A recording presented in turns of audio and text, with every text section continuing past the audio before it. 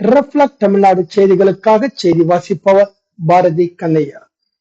பொங்கல் பண்டிகையை முன்னிட்டு மயிலாடுதுறை மயூரநாதர் ஆலயத்தில் அதிகாலை நடை திறக்கப்பட்டு அம்பாளுக்கும் சுவாமிக்கும் 750 லிட்டர் நெய் அபிஷேகம் நடைபெற்றது.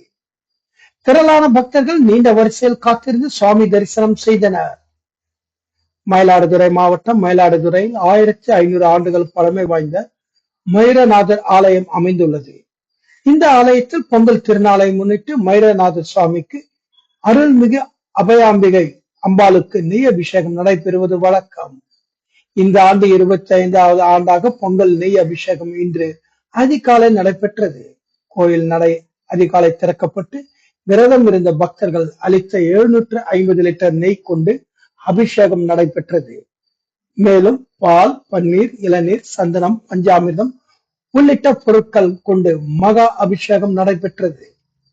திரளான பக்தர்கள் அபிஷேக நிகழ்ச்சியில் பங்கேற்று வழிபட்டு சுவாமி தரிசனம் செய்தனர்.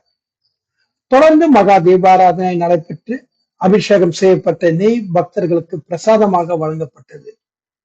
திரளான பக்தர்கள் பங்கேற்று வழிபாடு செய்தனர்.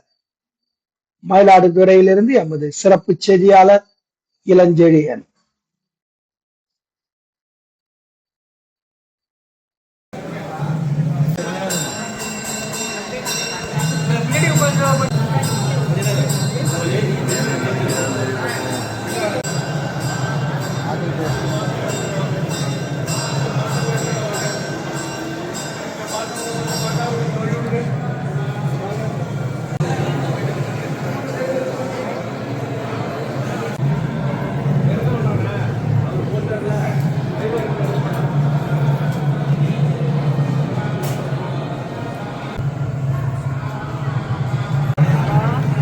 Suri tayo loko.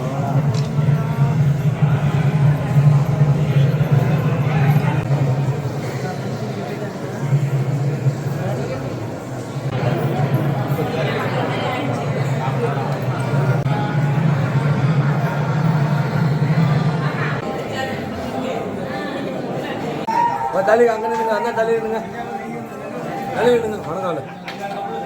வாங்க வாங்க, கொஞ்சமும் மிக்ஸ் பண்ணிட்டு பாக்கி அங்கே அனுப்பேன்.